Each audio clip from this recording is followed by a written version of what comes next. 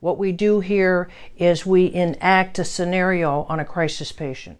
So far, what do you think is wrong with this patient? He had a head injury.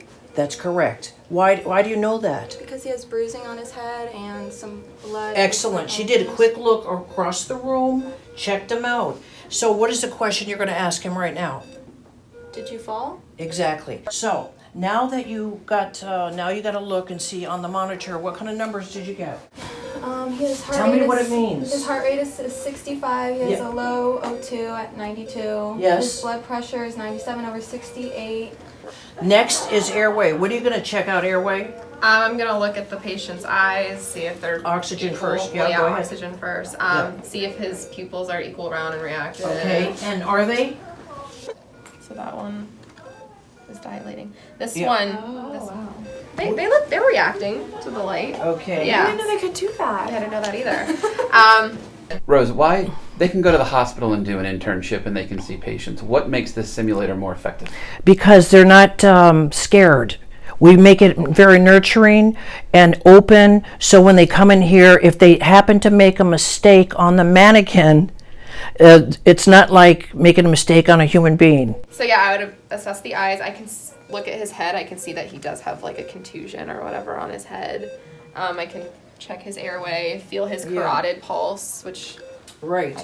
She discovered that he has a bruised contusion on the forehead. Mm-hmm. She noticed that the right pupil was fixed and dilated. Mm-hmm. Then did you use your pupil gauge and look in the nose, the mouth?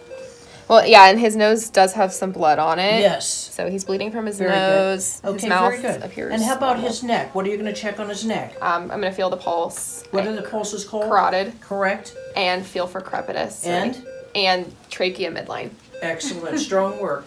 When you hold C-spine on a patient, that means the next intervention is going to be to put the collar on, correct? Mm-hmm.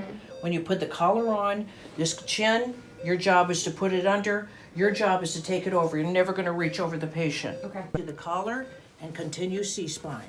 Hold.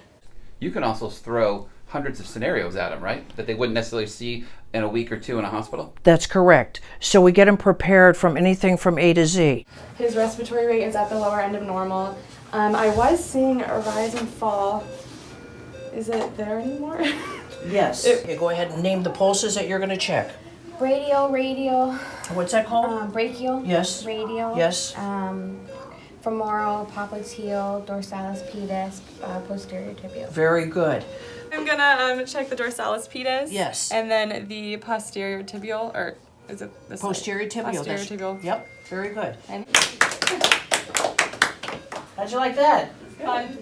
Did you learn? Yes. We are so grateful. We are so appreciative for all the people, the stakeholders, the people that have given their time and money to help us have this equipment, because the end result is a fantastic registered nurse that's going to take care of possibly me or you someday. We want them to give good quality patient care with positive patient outcome.